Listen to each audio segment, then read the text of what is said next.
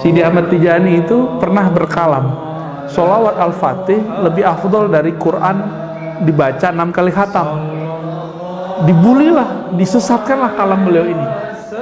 Padahal maksud beliau bukan begitu. Orang kalau baca Quran, hatinya nggak berkoneksi kepada Allah, kepada Quran. Dia baca Quran 6 kali, terus dibandingkan dengan satu sholawat, tapi dia merasakan keagungan yang disolawati. Maka lebih afdol ini 6 kali. Itu maksud beliau begitu. Bukan berarti sholawat Al-Fatih lebih tinggi dari Al-Quran. Itu sholawat Al-Fatih namanya, Pak. Allahumma salli ala sayyidina Muhammadin al-Fatih lima ulika wal khatim lima sabaq nasiril haqqi bil haqqi wal hadi ila siratal mustaqim wa ala alihi haqqa qadrihi miqdaril azim. Itu sholawat ajib. Sholawat itu menyebut Nabi itu Al-Fatih, artinya penakluk. Kalau Al-Fatih yang ini, nanti di akhirat semuanya, semua umat, semua nabi itu sedang menunggu syafaat akhir nyari.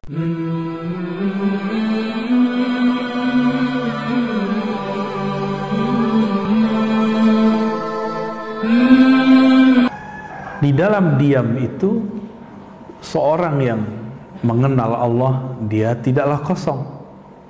Diamnya berharga. Yang orang katakan diam itu emas. Itu bab berikut ini yang disebut diamnya emas.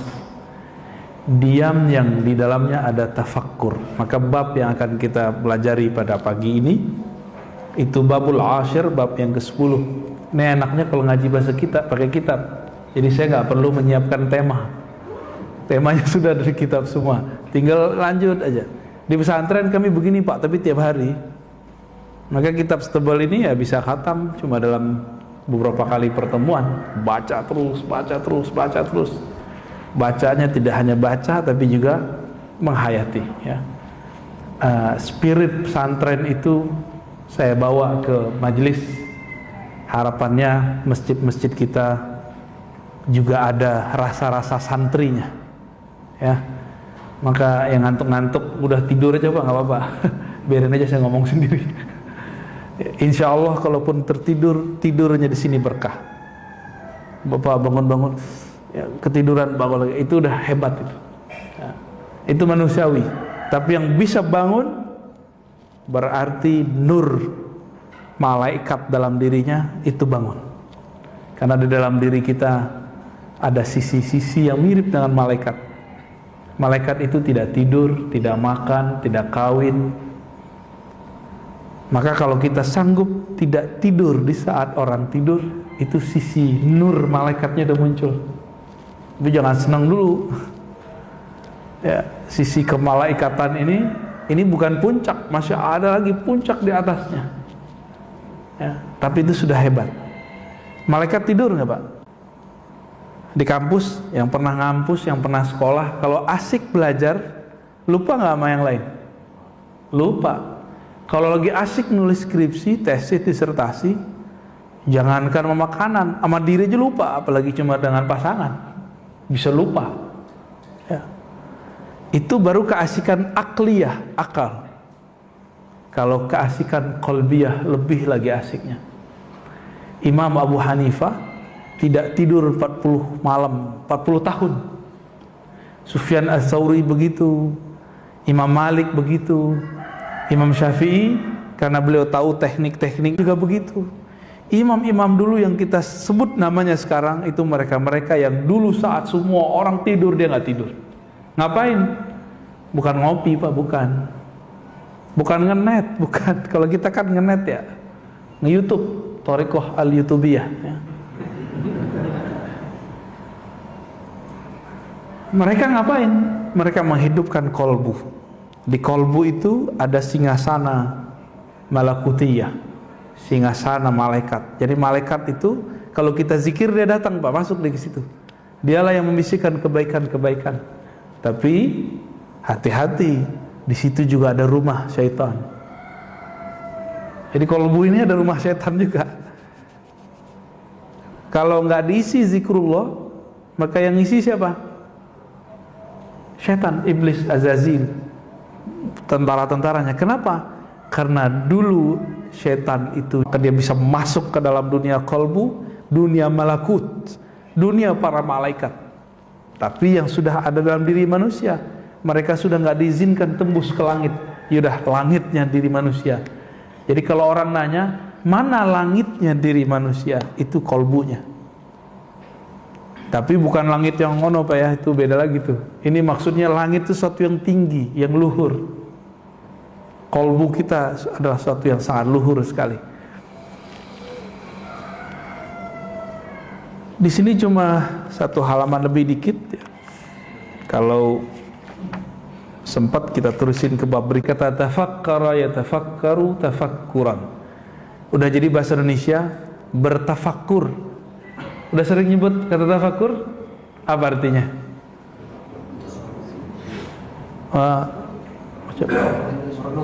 Merenung, introspeksi, muhasabah ya, merenung ya, deket-deket lah semua ya. Tapi kalau kita ambil lagi fakkara, berfikir, tafakkur, mencari di balik yang difikirkan, di balik yang kita lihat. Maka tafakkur ini, kalau fakkara itu sebenarnya mengajarkan cara berpikir, tapi tafakkur mencoba mencari makna dari sesuatu, itu tafakkur. Ini sebenarnya apa ini? Gitu. Itu tafakkur. Namun tafakkur itu kepada objek alam. Jadi tafakkur itu melihat alam. Itu tafakkur. Ada satu lagi temannya tadabbur. Tadabbur itu kepada dalil Quran. Jadi dalil Quran ditadabburi, jangan dibalik. Toh itu keliru ya, jangan kebalik-balik, jangan munqalib, jangan maqlub. Afala yatadabbaruna al-Quran. Jelas di Quran bahwa tadabbur pasangannya Quran. Kalau tafakkur fi khalqis samawati wal ard, mengenai penciptaan langit dan bumi. Quran itu ngomongin langit bumi juga, tapi jika dibolak-balik itu beda. Ini mohon maaf kepada orang yang selama ini menganggap terjemahan Quran itu Quran. Hei, sadar. Quran itu satu hurufnya bisa dimaknai. Maka terjemahan yang antum baca dari terjemahan Kementerian Agama kah, atau terjemahan dari siapa, itu baru satu makna daripada ayat. Jadi jangan kemudian kalau udah baca terjemahan udah ngerti Quran, belum. Kalau begitu kenapa Nabi mengatakan baca kulhu sama dengan sepertiga Quran? Itu kenapa Pak? Kita kalau ulik-ulik terus kalimat kulhu Allahu ahad, kulhu Allahu ahad, nggak ada habisnya. Setahun kita ngaji kulhu Allahu ahad nggak selesai Pak. Sampai mati nggak selesai itu kulhu Allahu ahad. Ngaji huwa Allah ahad nggak selesai. Saya jamin huwa aja udah lama tuh. Tahu dia, bagaimana dia, siapa dia, apa sifat dia, apa yang mustahil bagi dia. Allah, alif lam lam ha, kok bisa disebut begitu? Dalam bahasa lama Allah juga. Makanya beberapa aliran, kalian jangan sebut-sebut nama Tuhan kalian Allah. Allah itu bahasa kami. Lah bukan begitu. Gak ngerti sejarah bahasa dia berarti. Ini bahasa Semit namanya. Quran itu bahasa Arab. Bahasanya Yesus itu Suryaniyah dan Ibraniyah, dua dia, ngomong bahasanya dua. Bahkan disebutkan juga bahasa ketiga Aramiyah. Bahasa Aram itu cuma dipakai sekarang 3 kampung di Syam, di Suriah. 3 kampung doang, itu bahasa tua itu. Sayyidina Adam itu berbicara pakai bahasa apa? Suryaniyah. Itu bahasa paling tua di alam semesta. Itu bahasa paling tua tuh, Suryaniyah. Tapi sebelum itu kan sudah ada iblis. Pakai bahasa apa iblis? Bingung kan? Ya. Itu mereka nyebut dia Allah, itu Allah Pak dari dulu. Tapi dengan dialek yang beda. Elohim, Maka kita kalau doa Allahumma, benar gak? Allahumma bahasa sono Pak, bahasa Ibrani, Aramaik, Suri, mereka ngomong begitu. Kalau kita dengar cerita kepergian Yesus, apa kata Yesus? El lima sabaktani, Nabi Isa. El itu Allah, Allah gitu. Elohim sama, sumbernya sama kok. Jadi nggak usah sok-sok maling merasa ini nama tuh. Emang namanya begitu. Huwa, Yahweh, sama dia itu. Kalau bahasa kita beliau, pangeran. Orang Sunda nyebut Tuhan pangeran bukan? Gusti Allah, Gusti Allah. Jadi orang nyebut Allah itu gak salah Pak sebenarnya, dialek dia aja begitu. Di kampung saya nyebut Tuan Allah. Datang saya ke orang Jawa nyebutnya Gusti Allah. Bersama gak? Huwa, dia. Itu dalam bahasa China, bahasa Prancis itu mirip, pakai D. Kalau kita terjemahkan dia gitu. Apa salah baca? Silakan dibenerin sendiri itu yang ngerti bahasa Prancis, bahasa Tiongkok ya, bahasa Cina, Mandarin.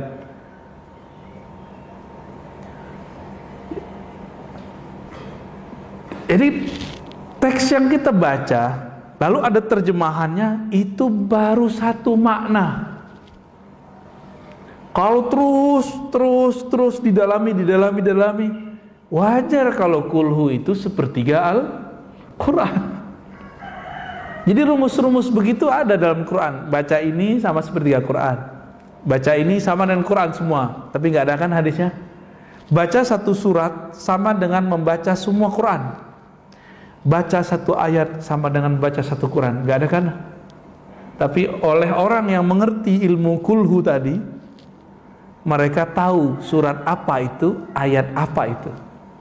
Nggak boleh saya sebut Pak, ya, ntar nggak mau baca Quran lagi, ntar baca yang satu ayat itu aja lah. Salah paham, maksudnya bukan begitu. Kedalaman satu ayat itu adalah kedalaman Al-Quran dari awal sampai akhirnya gitu. Itulah maksud dari seorang imam ahli sholawat namanya Sidi Ahmad Tijani. Ini sering dinukil, dipelintir oleh kelompok anti sufi. Sidi Ahmad Tijani itu pernah berkalam, sholawat Al-Fatih lebih afdol dari Quran dibaca 6 kali khatam. Dibulilah, disesatkanlah kalam beliau ini. Padahal maksud beliau bukan begitu. Orang kalau baca Quran, hatinya nggak berkoneksi kepada Allah, kepada Quran. Dia baca Quran 6 kali, terus dibandingkan dengan satu sholawat, tapi dia merasakan keagungan yang disolawati. Maka lebih afdol ini 6 kali. Itu maksud beliau begitu. Bukan berarti sholawat Al-Fatih lebih tinggi dari Al-Quran. Itu sholawat Al-Fatih namanya Pak. Allahumma salli ala sayyidina Muhammadin al-Fatih lima ulika wal khatim lima sabaq nasril haqqi bil haqqi wal hadi ila siratal mustaqim wa la alihi haqqa qadrihi miqdaril azim. Itu sholawat ajib. Sholawat itu menyebut Nabi itu Al-Fatih, artinya penakluk. Kalau Al-Fatih yang ini nanti di akhirat semuanya, semua umat, semua nabi itu sedang menunggu syafaat. Akhir nyari Nabi Adam. Nabi Adam bilang, saya nggak bisa bantu kalian, malah karena akulah kalian terusir dari surga. Tawaduknya Nabi Adam. Datang ke Nabi Nuh. Nabi Nuh bilang, lah kalian datang kepadaku, aku dulu nggak sabar mendoakan kehancuran umatku sendiri. Datanglah ke Ibrahim. Datang Nabi Ibrahim. Apa kata Nabi Ibrahim? Kalian datang kepadaku, aku punya kesalahan 3. Pernah bohong. Tapi bohongnya Nabi Ibrahim dosa nggak? Enggak, beliau cuma merasa salah adab. Tapi itu nggak dosa, malah wajib beliau begitu. Bohongnya itu wajib gitu. Kita tiap hari bohong ya. Tiap hari kita bohong Pak. Datangi Musa. Musa bilang, dulu saya pernah mukul orang, dibunuh, saya gak dikisos. Padahal umatku jika membunuh seseorang dikisos. Datang ke Nabi Isa. Nabi Isa nggak ngomong apa-apa. Datangnya Nabi Muhammad SAW. Maka Nabi mengatakan, hatta Ibrahim, dia butuh syafaatku. Akulah Al-Fatih, akulah sang pembuka. Maka sholawat itu kunci syafaat nanti di padang mahsyar. Itu maksud beliau, tapi disalahpahami orang. Karena teksnya kadang-kadang jatuh ke tangan orang yang tidak faham perkalian-perkalian di bab yang kita sebut tafakkur ini, tafakkur dan tadabbur. Ya, jadi perkalian rahasianya itu ada pada bab tafakkur. Ya. Beliau Imam Muhammad bin Abi Bakar Razi yang wafat 660 Hijriah mengatakan, menyebutkan dua ayat, ya. Ayat itu kita sudah biasa dengar. Surat banyak ini ya. Ini ada di surah Ar-Ra'd ya. Surah Ar-Ra'd ayat 3. Ayatil liqaumi yatafakkarun, di ujungnya. Sesungguhnya pada demikian itu ayat adalah ayat. Apa arti ayat? Tanda. Ada sinyal. Ayat ya. Ayat itu nomor ya. Surat sekian, ayat sekian. Itu bahasa Indonesia, tapi ayat bahasa Arab itu dari kata ayah. Ayah artinya mana. Mana yang menunjukkan dia. Gitu. Karena orang Arab tuh kalau nanya ya, ayu syai, mana, di mana, manakah. Nah, maka ayat ya. Ini beberapa ulama mengatakan seperti itu ya. Tapi beberapa yang lain mengartikan ayat bukan dari kata memang tanda-tanda. Sesungguhnya yang demikian itu adalah tanda-tanda. Berarti tanda tentang Allah itu banyak. Tapi siapa yang mampu menangkap? Hanya satu golongan. Qaumi yatafakkarun, kaum yang berfikir. Kaum yang berfikir. Di ayat berikutnya, ayat keempat, surat Al Imran 191, wa yatafakkaruna fi khalqis samawati wal ard. Mereka bertafakkur mengenai penciptaan langit dan bumi. Gak usah lihat langit bumi yang di atas. Langit bumi itu kita, tentang cerita kita itu. Matahari jam sekian terbenam, jam sekian terbit. Musim bulan apa hujan gitu. Itu bisa nggak membaca itu? Dulu ada orang bisa membaca itu, muncullah namanya dalam bahasa Jawa misalnya weton. Itu hasil membaca itu sekian tahun. Jadi aslinya itu bisa diilmiahkan. Cuma belakangan dipercaya, padahal itu cuma kebiasaannya, kira-kira begitu. Bukan untuk dipercaya, untuk jadi panduan. Karena belum ada alat secanggih sekarang ramalan cuaca, misalnya. Belum ada. Kalau orang Jepang itu kalau mau kerja atau mau nikah, dia ngetes darah, Pak. Cek darahnya dia sama pasangannya apa. Atau dia mau kerja, ini karakternya apa nih yang cocok dengan darahnya. Itu mereka sudah sampai ke sana. Kalau di kita dibilang syirik, padahal di sana dipelajari dan ilmiah. Itu ilmiah, ya. Sangat-sangat ilmiah. Kita kan senangnya yang bau-baunya barat, bau-baunya Cina, Feng Shui. Feng Shui itu lebih khurafat seharusnya daripada weton, apalagi kalau Jawa tuh. Primbon. Itu sebenarnya hasil membaca. Jadi kalau orangnya benar cara bacaannya nggak bakal syirik, malah tambah wise dia membaca alam. Kok orang-orang dulu itu betul-betul melihat. Jadi ada dulu nenek-nenek kita tuh nggak perlu pakai jam, dia cuma ngelihat bulan. Oh, jam sekian nih, ngelihat matahari. Makanya nenek-nenek kita dulu nggak perlu pakai kacamata, Pak. Kita sekarang udah rabun-rabun karena mereka memanjakan matanya ngelihat gunung, ngelihat tanpa radiasi. Kalau kita udah kena radiasi handphone, Pak ya. Saya pernah pakai kacamata, Pak. Alhamdulillah hilang waktu ngajar di Istiqlal. Nggak balik-balik, ya udah saya pikir, udahlah mungkin ini akhir aku pakai kacamata. Nggak pakai lagi sampai sekarang. Tapi kita barengi. Nyetir, ngelihat yang jauh, baca, ngelihat yang dekat. Begitulah terus. Terus sesekali diistirahatkan. Kita sadar tapi mata dipejam, zikir. Wah, itu energinya dahsyat sekali. Sangat-sangat dahsyat. Pergerakan alam fisika, tapi juga perpolitikan. Bapak sudah lihat dulu Amerika meninggalkan Irak. Habis itu apa yang terjadi? Muncul ISIS. ISIS dapat senjata dari mana? Tiba-tiba pergi. Ternyata mereka membuat perang dingin, mengadu domba antara umat Islam Sunni Syiah. Syiah yang ada saat itu di Irak, Yazidiyah, yang ada di Suriah namanya Alawiyah atau Alawiyah, ya. Kelompok yang meyakini, dan itu kemudian dituduhkan kepada presidennya. Ini kan beda nih sekarang kan, coba lihat. Ini mohon maaf ngomong politik dikit Pak. Ini kita baca alam. Waktu presiden Afgan kejadian seperti ini, dia lari nggak? Lari. Nggak tahu mana yang benar tuh Pak. Nanti jawab sendiri. Dia mikir nih presiden Afgan sekarang, kalau aku nggak lari nanti perang saudara. Alasan dia. Kalau presiden Suriah, saya nggak ngelihat dia Sunni Syiah Pak, karena istrinya seorang Sunni, menteri-menterinya seorang Sunni, dan dia sholat di belakang ulama yang Sunni, Ahlus Sunnah. Guru-guru saya juga tuh yang jadi khotib di sana. Terus Syiahnya di mana? Kita juga bingung. Ya. Ini memang black campaign untuk menghancurkan. Ternyata Suriah dulu nggak mau dijadikan negaranya tempat melintas ini gas, apa namanya?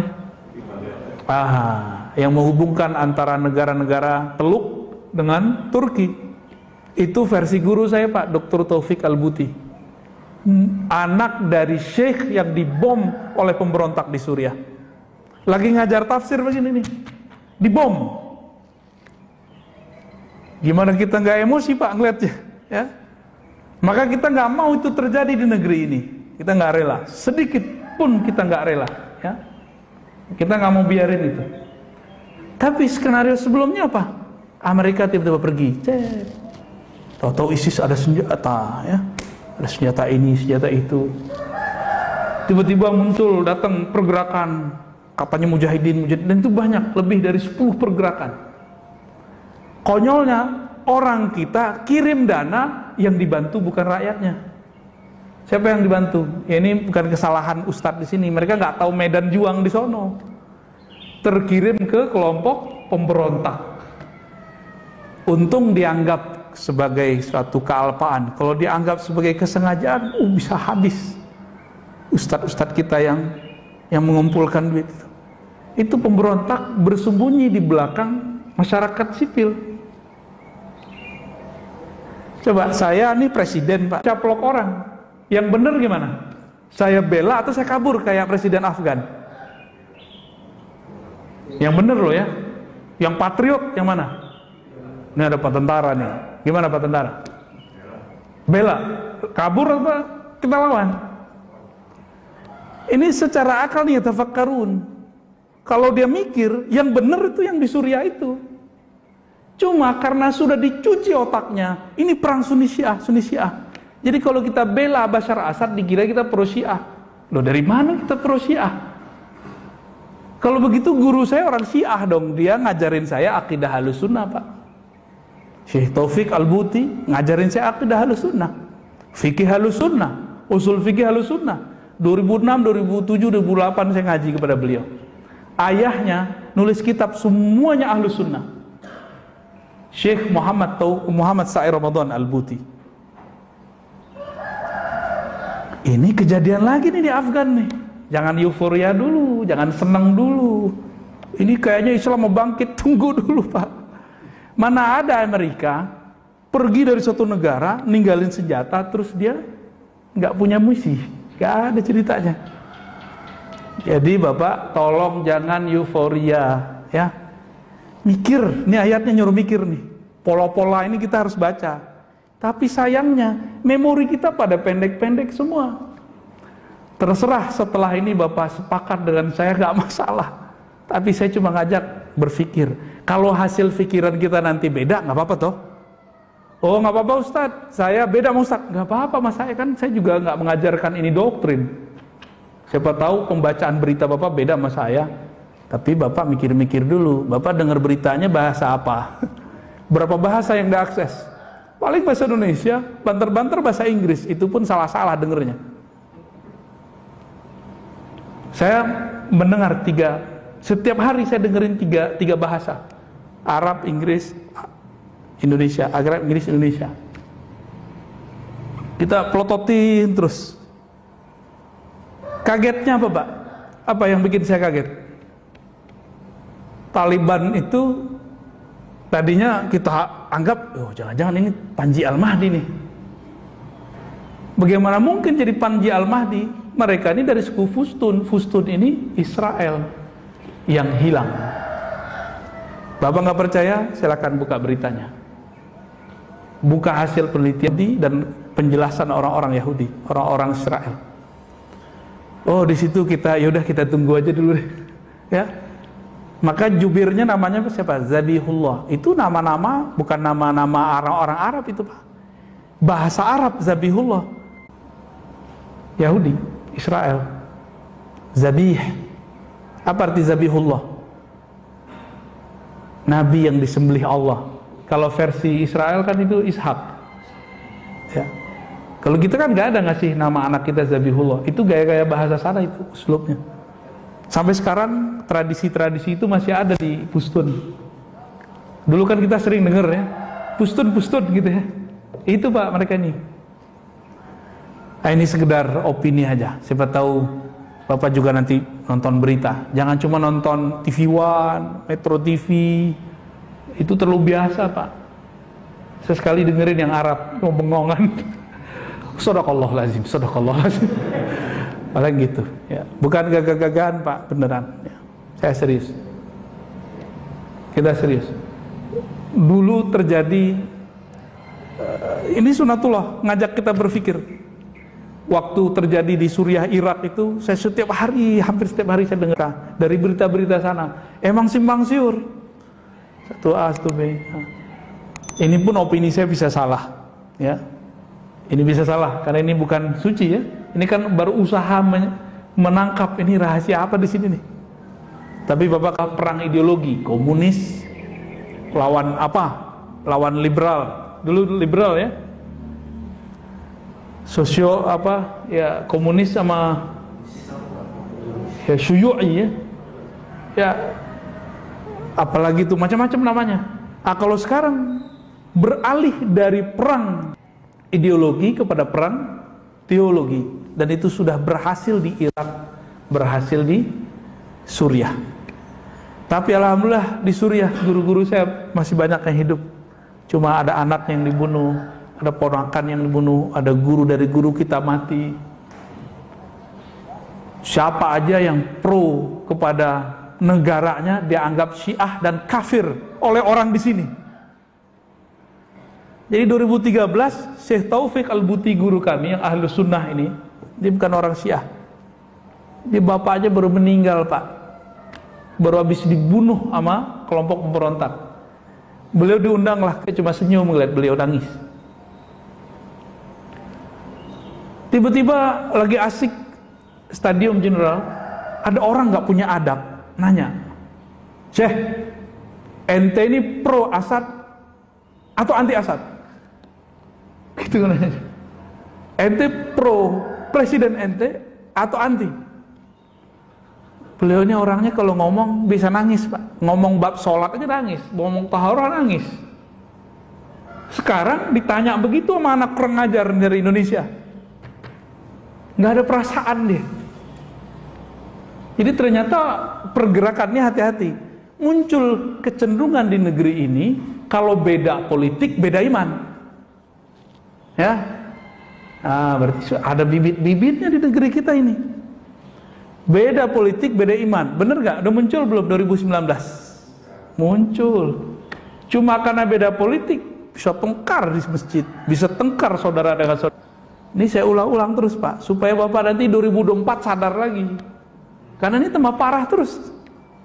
Tambah parah terus. Ini udah mulai dibuat garis besar ini. Pembeda. Orang yang berpikir emang orang emosi. Orang kalau bertindak dulu baru mikir, namanya apa tuh? Ya, nama jeleknya apa? Bertindak dulu baru mikir, jeleknya apa tuh kalau bahasa Betawi gitu. Sebut sendirilah Pak ya. Tapi orang kalau dia betul-betul menghayati Al-Quran, dia akan paham pola-pola ini. Dan jangan sampai itu terjadi di negeri kita. Bapak siap jaga negeri kita? Siap jaga anak-anak kita, adik-adik kita? Ya. Jadi jangan termakan euforia. Itu aja harapan saya. Ya. Ini setelah ini mungkin saya akan diserang dari kiri kanan Pak. Opini, dikata-katain, mental kita dihabis-habisin. Tapi insya Allah lah. Innallaha ma'ana. Allah bersama kita. Ya. Kenapa? Allah nyuruh kita berpikir. Di balik pikiran itu Allah. Udah selesai. Dekat sekali dengan Allah itu. Maka nur ini. Tapi meskipun kita berani, kita dikit. Nah, siap nggak nanti jadi fi'atun qalilah? Kelompok yang sedikit tapi berpikir, daripada orang-orang yang langsung bertindak tapi dia nggak mikir. Pilih mana Pak? Umar kirim 4 orang tapi sama dengan 1000. 4 orang tuh mikir dulu dia mau diapain. Kadang 1000 berbuat dulu baru mikir. Dikirim ke sana supaya yang 1000 diajar mikir dulu. 4 sama dengan 4000. Akhirnya yang 4000 ini bisa mikir dulu yang benar. Dia melatih lagi orang-orang setelahnya. Berlipatlah tentara umat Islam di Mesir saat itu. Itu dahsyatnya. Apa yang difikirkan? Ayat, tanda-tanda. Tanda-tanda itu berulang aja Pak. Berulang pola-pola. Jadi kalau saya menerjemahkan, sesungguhnya pada yang demikian itu pola-pola yang dipahami oleh orang-orang yang berpikir. Ya. Kita doakan negeri ini, walaupun saya bukan PNS Pak ya, saya bukan pegawai pemerintah, saya swasta. Saya mungkin paling mudah kalau mau ngajak orang berontak paling mudah, tapi enggak, saya cinta negeri ini. Saya sangat mencintai negeri ini, karena di negeri ini kita bisa ngajian, bebas maulidan, bebas ngumpul-ngumpul, itu dijaga bener di sini, bener nggak? Bedanya di sini berita COVID-nya banyak, gitu aja Pak. Ya, di negara maju sekarang di Timur Tengah, Dubai itu nggak ada berita COVID. Ama negara paling soleh sedunia, Hadramaut Tari itu kayak nggak ada COVID. Itu tempatnya Maulana Habib Umar. Semoga negeri ini ke depan bisa sampai begitu ya. Nggak usah ada berita COVID. Ada orang COVID, tapi jangan ada beritanya. Jadi kita waspadanya dengan cara yang waras lah. Ya. Baik, gimana Pak? Kayaknya kebakar nih ya. Suatu saat Bapak diajak jihad menjaga negeri ini, siap nggak? Takut ya? Kalau yang muda belum kawin, siap nggak? Harus siap. Siap itu kolbunya memang dimantepin, dikunci rasa takut itu, dibuang rasa takut itu. Satu saat akan muncul saat-saat begitu, momen-momen begitu. Agama ini kan satu aja yang belum sempurna. Jihad, perang. Sekarang jihad apa Pak? Jihad opini. Ini saya setelah ngomong begini, Bapak sudah paham cara berpikir saya ya. Saya kalau sudah begini nggak mundur lagi Pak. Karena ini sudah perang. Mundur dari perang berarti sama dengan al-firar minaz zahaf, itu dosa besar. Jadi dalam akidah Ahlussunnah ada 7 dosa besar. Nomor 7-nya itu melarikan diri dari perang, melawan keributan itu, melawan euforia itu, karena harus memahami pola-pola tadi ya. Jadi apa arti ayat? Salah satunya pola-pola kehidupan. Pola-pola kehidupan.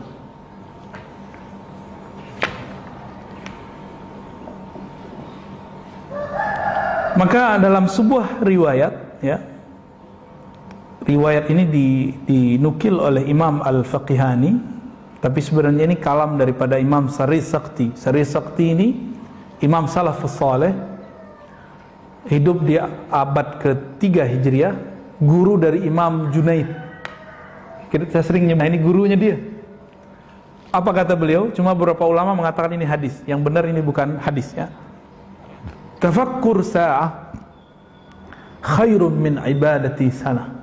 Berdasarkan ayat tadi, kata Imam Syarif Sakti, bertafakkur sesaat saja itu lebih baik daripada ibadah 1000 tahun atau ibadah setahun tapi nggak ada tafakkur, nunggak tapi nggak ada tafakkurnya.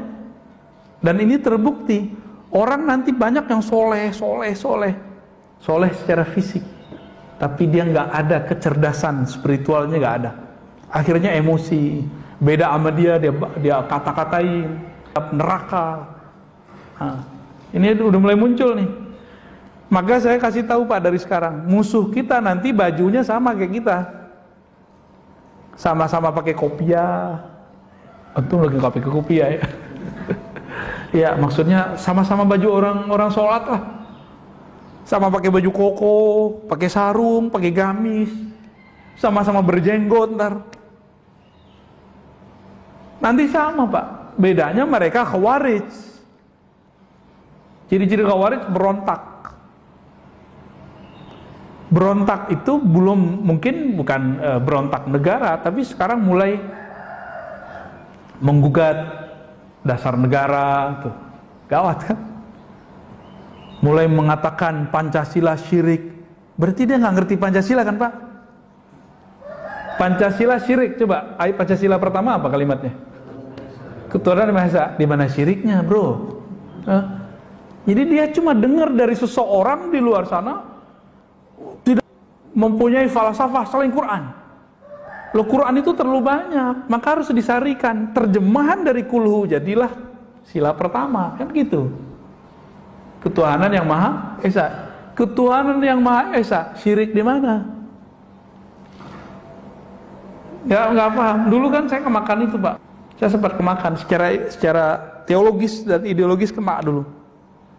Alhamdulillah Allah selamatkan ya. Maka sekarang kita gregetan kalau ada orang yang kok mengulangi kesalahan kita yang lama gitu.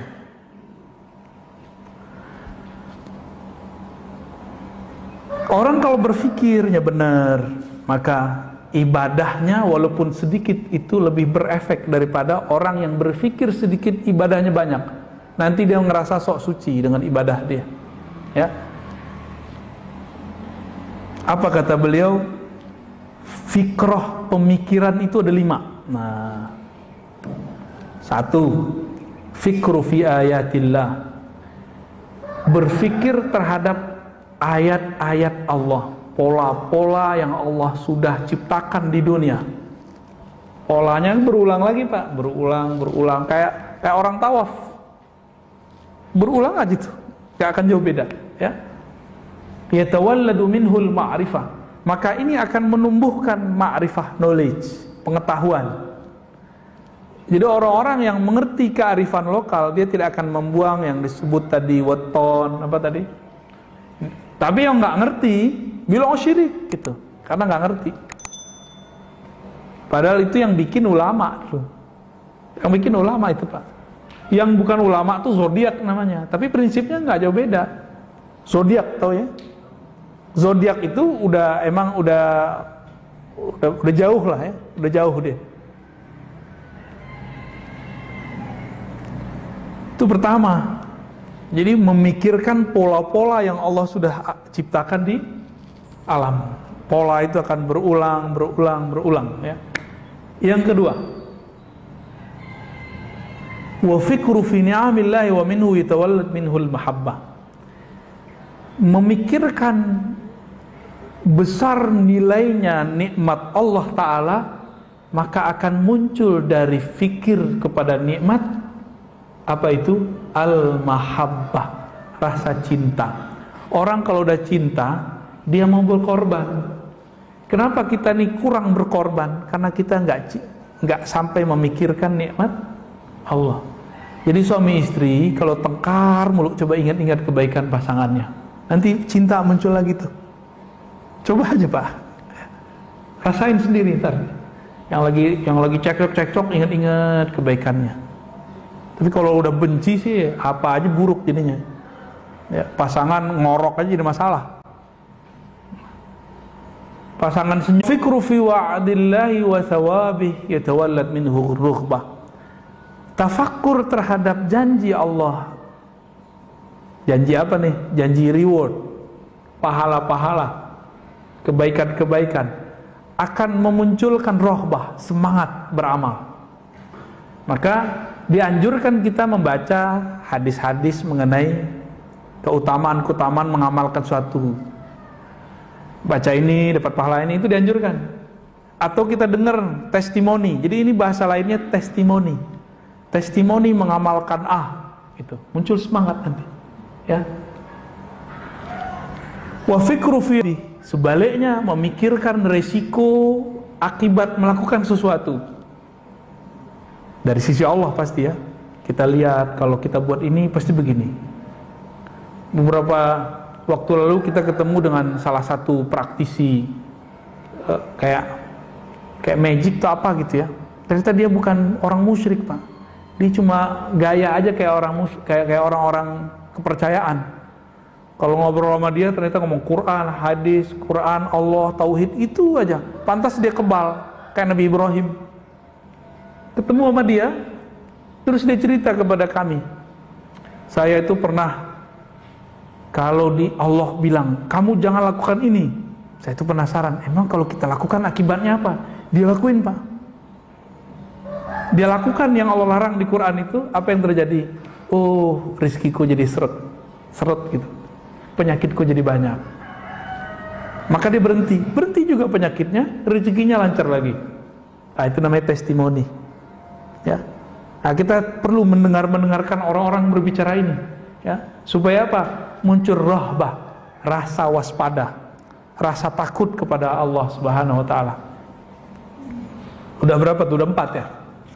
Yang kelima, insani fi janbillah yatawalladu minhul haya wan nadamah. Ya. Memikirkan, mirip seperti yang dikatakan tadi.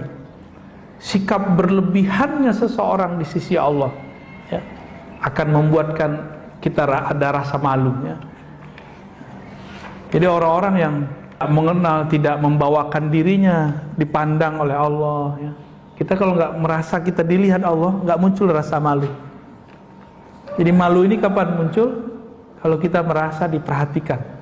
Pernah nggak diperhatikan dulu oleh guru di sekolah? Malu nggak kemudian bertindak yang aneh-aneh? Nah, kira-kira begitu. Sekarang karyawan, pegawai dilihat pakai CCTV, malu nggak mereka melakukan hal-hal yang di luar tugasnya? Pasti malu. Ya. Wa alam, ini bagian akhir. Ya. Anna tafakkura qa'idul lil insan ila al khair wa daliluhu idza kana tafakkuran sahihan maqsudan bihi al firar min al khalqi ila al haqq wa taftish an aqrabi turukil wusul Allah azza wajal. Tafakkur itu adalah guide-nya manusia. Jadi yang bimbing kita itu tafakkur kita, yang kemudian mengguide kita kepada yang baik. Bahkan membawa manusia dari euforia bermakhluk, asik dengan makhluk, kemudian kita diangkat kepada Khalik, kepada Allah Subhanahu wa ta'ala. Nabi Muhammad sebelum diresmikan sebagai Rasul, beliau kan udah Nabi. Apa amalan beliau? Beliau sering merenung, kemudian beliau pergi ke Gua Hira, tahannus. Tahannus itu salah satu programnya tafakkur. 2, tafakkur tadabbur, tafakkur tadabbur. Beliau tafakkur. Maka Nabi itu di saking kerasnya, meskipun kerasnya arus kemusyrikan, orang tuh nyembah berhala. Tapi Nabi terbawa nggak? Ini saya kasih tahu salah satu karakter orang yang tafakkur, dia tidak termakan oleh mainstream. Dia sendiri itu sudah cukup. Dia nggak perlu kata orang, dia nggak perlu menurut orang. Ini bukan orang kebablasan, terlalu kepedean, bukan. Dia sangat mengerti pola-pola Allah Subhanahu wa ta'ala. Makanya Nabi Ibrahim karena tafakurnya kuat, Allah sebut beliau ummah, satu umat. Jadi Nabi Ibrahim itu kualitasnya sama dengan satu umat. Wajar Allah kasih beliau hadiah anak, yaitu udah tua, beliau punya anak. Anaknya pertama siapa? Nabi Ismail, Nabi Ishak, Nabi. Bahkan ada anak-anaknya yang lain ya, Madian sampai 6 dari Jarur Siti Konturah. Jadi anak beliau dari Siti Konturah itu 6 atau 4, itu banyak. Anak-anaknya sampai ke negeri kita. Jadi bapak-bapak ini mungkin keturunan Nabi Ibrahim jalur Siti Konturah. Mungkin loh Pak ya. Jangan gear dulu. Pasang Habib berarti depan. Enggak begitu Pak ya. Kan mungkin. Kenapa? Kalau kita membaca teks. Tinggal dibuktikan pakai DNA apa nanti? Ya. Bener nggak nih?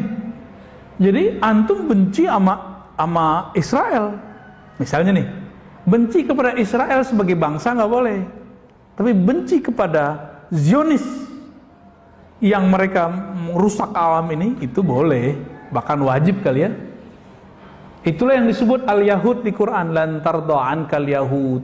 Yahudi nggak bakal ridho kepadamu, itu Yahudi Zionis. Pakai alif lam di situ, di Zionis maksudnya.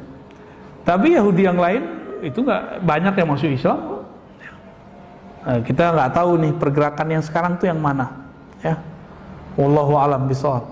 Maka Bapak Saudara Allah akan tafakur kita, insya Allah kita akan menjadi umat yang mandiri. Amin ya rabbal alamin ya. Gimana Ustaz Harun? Antum udah ngantuk nih kayaknya. Aneh yang belum tidur, antum yang ngantuk. Kita baru turun dari kandang, bener Pak. Melayang-melayang doang bentar di mobil. Pas bangun cuma tidurnya dari mana tuh ya? Lah ini masjid apa ini? Kok bukan rumah gua nih? Perasaan kalau bangun itu depannya rumah. Ini malah kok pagar. Ternyata rumah lah masjid. Alhamdulillahirabbil alamin. Gimana Ustaz? Udah? Ini jamnya yang lambat atau emang belum ini? Iya. Bapak-bapak silakan jika ada pertanyaan.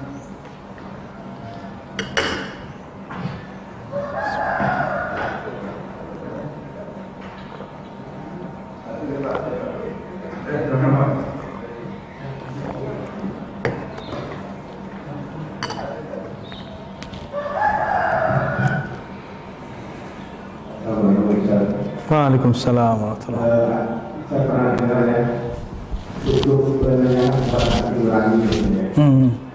Tapi belakang ini berkesan tidak melihat mendengarkan sesuatu. Ini masalahnya abu-abu katanya. Ada nggak masalahnya abu-abu itu? Katanya gitu. Jadi kalau ada, dan nanya siapa yang abu-abu itu? Karena hati itu nanya satu benar saja. Yang abu-abu itu nanya siapa? Kepada siapa? Waduh, ini pertanyaan mau jadi wali nih. Wali murid. Nabi itu didatengin sahabat nanya, ya Rasulullah, apa yang disebut kebaikan? Apa kata Nabi? Al-birru nafs watma'anna ilaihil qalb. Nabi kasih indikator, Nabi nggak kasih definisi. Jadi orang Arab itu bukan bangsa yang mendefinisikan masalah, tapi bangsa yang baca indikator-indikator. Maka Nabi itu kalau ada apa aja dikasih contoh. Semuanya contoh. Biar gampang. Kalau definisi cukup di kampus. Dulu belum ada kampus, Pak. Apa kata Nabi? Kebaikan itu, kebenaran itu sesuatu yang membuat jiwamu tidak bergejolak, hatimu tidak galau. Tapi kalau bikin kita bergejolak, emosional, nah itu kan berarti nggak itma'annat ilaihin nafs. Jiwanya nggak bener, karena gampang emosi. Orang bener itu nggak emosional, Pak.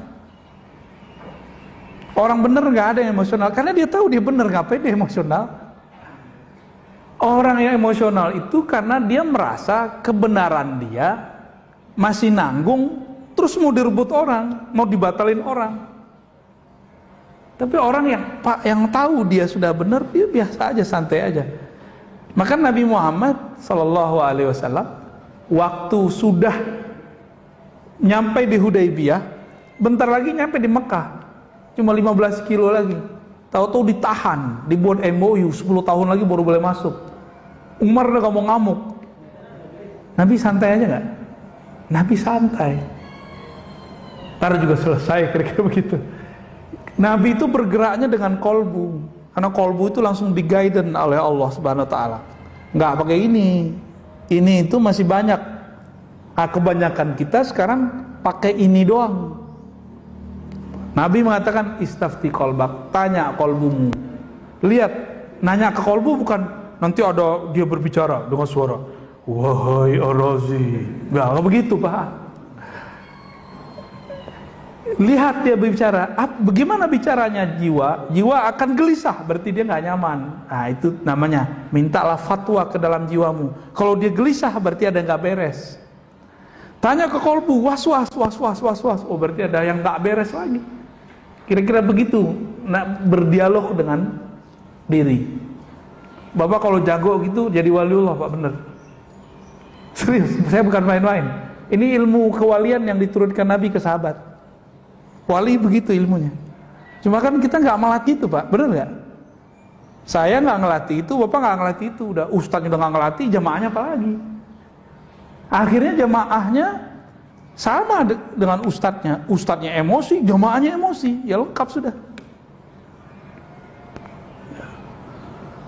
Gitu Pak ya. Gimana Pak? Ada yang mau dibacain? Surat cinta bukan? Pas surat benci? Oke, fatal. Dari Madura. Assalamualaikum, saya Muhammad Ruji, Madura Darul. Apakah ada makhluk Allah yang bergerak diam bersamaan selain Allah? Mohon jawaban ya. Itu pertanyaan harus dibenerin. Bergerak kok diem? Itu secara ilmu logika udah nggak masuk. Ya, harus dilurusin dulu. Dalam ilmu mantik ini kan gramatikal berpikir. Gerak itu sekaligus bisa diam nggak? Gerak, diam ya diam. Dah, jadi pertanyaannya dilurusin dulu deh. Ya. Yang kedua, Ustaz.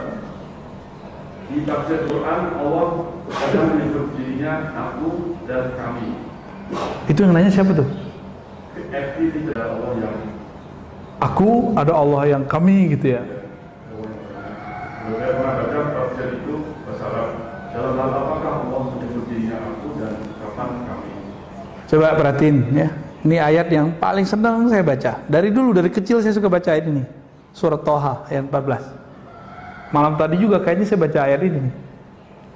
Wahai Musa, kata Allah, la ilaha illa ana. Innani anallah la ilaha illa ana. Sesungguhnya akulah Allah. Innani, ya itu ada innani itu ada ya pada situ. Sesungguhnya aku. Diulang lagi, anallah, akulah Allah. Jadi Allah itu kalau menyebut aku berarti ada keperkasaan di situ. Ada tauhid mutlak di situ. Sebenarnya yang boleh ngomong aku itu cuma Allah. Karena ana itu salah satu nama dari dia.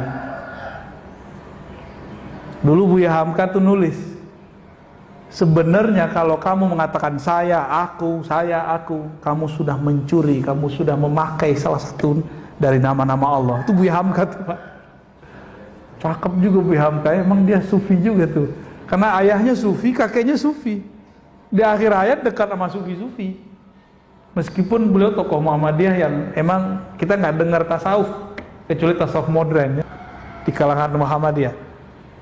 Itu ajib tuh ya, saya teringat masa kecil kita bacaannya buku-buku Buya Hamka. Kita datang ke jiran, ternyata orang-orang sana ya seumuran bapak Pak, itu bacaannya buku-buku Buya Hamka. Jadi kalau membuka cerita dengan mereka lewat Buya Hamka. Bagaimana dengan kami? Nah, coba lihat kami. Kalau aku tadi keperkasaan, keesaan, mutlak. Ini baru sebagian yang kita buka Pak ya. Ada banyak makna dalam aku itu. Kalau Allah mengatakan nahnu, kami, inna nahnu nazzalna adz-dzikra, ya, sesungguhnya kamilah yang menurunkan az-dzikra. Apa arti az-dzikra? peringatan artinya Quran. Wa inna, dan sesungguhnya kami lagi, lahu terhadap peringatan Quran itu, lahafizun, ya, sungguh sebagai penjaga. Saya mau tanya, adakah di alam semesta ini sesuatu yang tidak ada nur Allah dalamnya? Adakah sesuatu yang terjadi di alam semesta tanpa campur tangan Allah Subhanahu wa taala? Ada nggak? Kalau ada berarti ada Tuhan selain Allah. Ada nggak? Berarti di sini ada peran Allah nggak? Walaupun zahirnya manusia yang buat. Di sini suara yang sampai kepada Bapak itu kan karena kita dekat, dalam hitungan detik, bahkan sebelum 1 detik udah nyampe. Tapi kalau jauh suaranya menggema baru nyampe kan di sana, telat nyampenya. Kita kalau dengerin petir, yang nyampe duluan cahaya atau suaranya? Cahayanya, karena kecepatan cahaya beda dengan kecepatan gelombang suara. Beda, Pak. Allah Subhanahu wa taala ada nggak? Jadi siapa sebenarnya menyampaikan suara ini kepada Bapak? Itu bukan saya, Pak. Allah yang nyampein. Masuk nggak? Maka sama siapa yang nonton lewat YouTube, lewat Facebook, dimanapun berada, itu yang menyampaikan itu Allah, bukan si Facebook itu, bukan si YouTube itu. Allah yang nyampein. Lewat. Apabila Allah melibatkan perbuatannya, maka Dia mengatakan kami. Paham? Kita ini, alam semesta ini perbuatan Allah. Apabila Dia menyebut perbuatannya, Dia sebut kami. Maka Dia mengatakan keesaannya dalam perbuatannya, disebut tauhidul af'al. Tauhid dalam perbuatan. Terbersit sedikit saja, Pak. Bapak ini, antum ini berpikir apa yang dipikirkan? Ada pergerakan di alam semesta, 1 biji zarah saja, itu bukan campur tangan Allah, musyrik langsung. Gawat gak? Paham ya? Nggak ada. Bukan berarti kita fatalis, enggak. Kita sedang ingin menguji tauhid kita. Kira-kira seperti itu, Pak. Jadi keyakinan kepada Allah itu harus benar-benar bulat, sebulat-bulatnya, Pak. Nggak boleh sumbing dikit, nggak boleh. Sumbing dikit syak, nggak diterima oleh Allah Subhanahu wa taala. Maka niatkan kita ngaji ini memantapkan keyakinan itu. Yang keyakinan ini Bapak nggak dapat dengan sholat 1000 rakaat. Itu maksudnya tafakkur sesaat lebih afdol daripada ibadah 1000 tahun, ibadah setahun. Kenapa? Dengan mengaji begini, pola-pola berpikir yang mantap, yang sahih tercipta nggak dari tadi?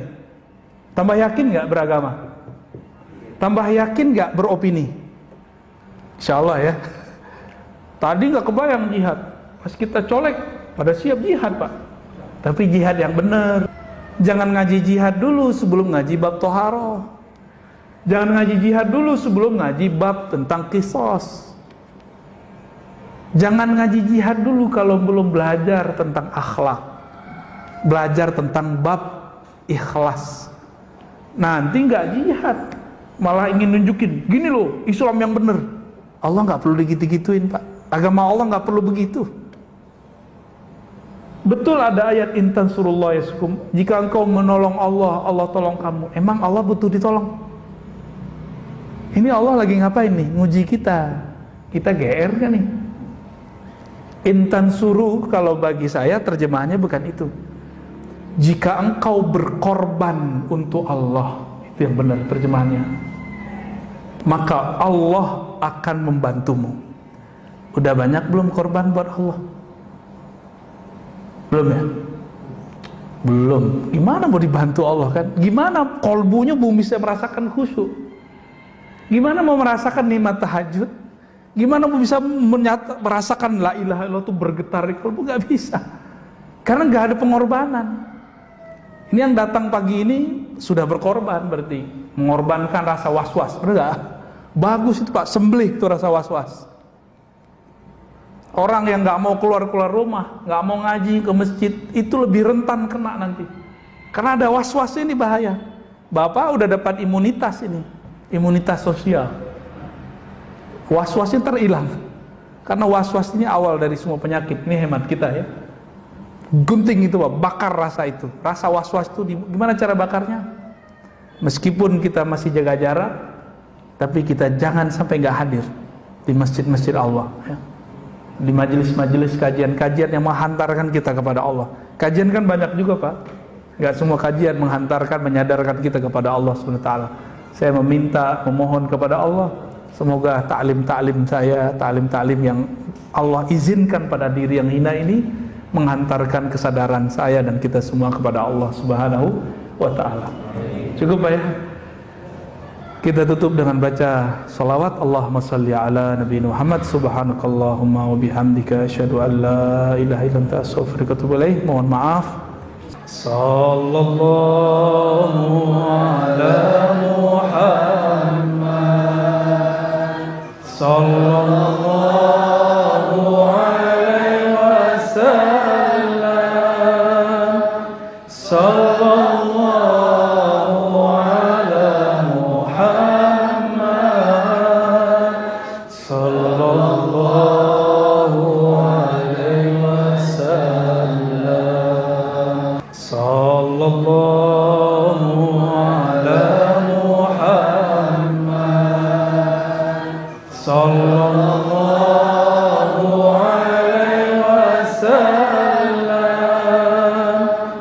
sallallahu